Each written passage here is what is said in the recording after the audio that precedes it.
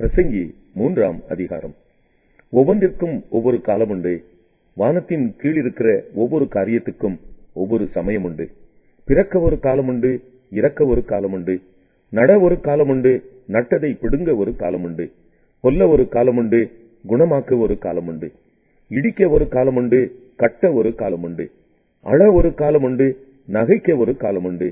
புலம்ப ஒரு காலம் உண்டு, நடனம் பண்ண ஒரு காலம் உண்டு. கற்களை எரிந்துவிட ஒரு காலம் உண்டு, கற்களை சேர்க்க ஒரு காலம் உண்டு. தழுவ ஒரு காலம் உண்டு, தழுவாமல் இருக்க ஒரு காலம் உண்டு. தேட ஒரு காலம் உண்டு, இழக்க ஒரு காலம் உண்டு. காப்பாற்ற ஒரு காலம் உண்டு, எரிந்துவிட ஒரு காலம் உண்டு. கிழிக்க ஒரு காலம் உண்டு, தைக்க ஒரு காலம் உண்டு. மௌனமாய் இருக்க ஒரு காலம் உண்டு, பேச ஒரு காலம் உண்டு. சிநேகிக்க ஒரு காலம் உண்டு, பகைக்க ஒரு காலம் உண்டு. யுத்தம் பண்ண ஒரு காலம் உண்டு, சமாதானம் பண்ண ஒரு காலம் உண்டு. வருத்தப்பட்டு பிரயாசப்படுகிறவனுக்கு அதனால் பலன் என்ன? மனுபுத்திரர் பாடுபடும்படி தேவன் அவர்களுக்கு நியமித்த தொல்லையை கண்டேன்.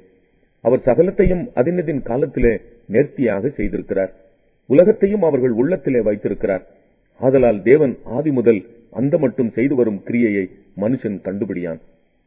மகிழ்ச்சியாய் இருப்பதும் உயிரோடு இருக்கையில் நன்மை செய்வதுமே அல்லாமல் வேறொரு நன்மையையும் மனுஷனுக்கு இல்லை என்று அறிந்தேன். அன்றியும் மனுஷர் யாவரும் புசித்து குடித்து தங்கள் சகல பிரயாசத்தின் பலனையும் அனுபவிப்பது தேவனுடைய அனுக்கிரகம். தேவன் செய்வது எதுவோ அது என்றைக்கும் நிலைக்கும் என்று அறிவேன். அதனோட ஒன்றையும் கூட்டவும் கூடாது, அதிலிருந்து ஒன்றையும் குறைக்கவும் கூடாது. மனுஷன் தமது சமூகத்தில் பயந்திருக்கும்படி தேவன் இப்படி செய்து வருகிறார். முன் நடந்ததே இப்போதும் நடக்கிறது, இனி நடக்கப் போகிறதும் முன்னமே நடந்தது. நடந்ததையோ தேவன் விசாரிப்பார். பின்னும் சூரியனுக்கு கீழே நான் நியாயஸ்தலத்தை கண்டேன், அங்கே அநியாயம் இருந்தது. நீதி ஸ்தலத்தையும் கண்டேன், அங்கு அநீதி இருந்தது. சகல எண்ணங்களையும் சகல செய்கைகளையும் நியாயம் தீர்க்கும் காலம் இனி இருக்கிறபடியால் சன்மார்க்கனையும் துன்மார்க்கனையும் தேவன் நியாயம் தீர்ப்பார் என்று என் உள்ளத்தில் எண்ணினேன். மனுபுத்திரர் தங்கள் மிருகங்களைப் போல் இருக்கிறார்கள் என்பதை அவர்கள் காணும்படிக்கு தேவன் அவர்களை சோதிக்கிறார் என்று நான் மனுஷருடைய நிலைமையை குறித்து என் உள்ளத்தில் எண்ணினேன். மனுபுத்திரருக்கு சம்பவிக்கிறது மிருகங்களுக்கும் சம்பவிக்கும். அவைகளுக்கும் இவைகளுக்கும் ஏக சம்பவம் உண்டு. இவைகள் சாகிறது போலவே அவர்களும் சாகிறார்கள். ஜீவன்களுக்கெல்லாம் சுவாசம் ஒன்றே. மிருகத்தை பார்க்கிலும் மனுஷன் மேன்மை உள்ளவன் அல்ல. எல்லாம் மாயையே. எல்லாம் ஒரே இடத்துக்கு போகிறது. எல்லாம் மண்ணிலே உண்டாகிறது, எல்லாம் மண்ணுக்கு திரும்புகிறது.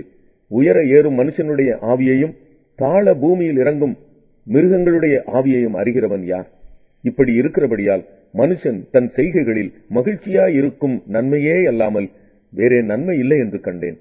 இதுவே அவன் பங்கு. தனக்கு பின்வரும் காரியங்களை காணும்படிக்கு அவனை திரும்பி வர பண்ணுகிறவன் யார்?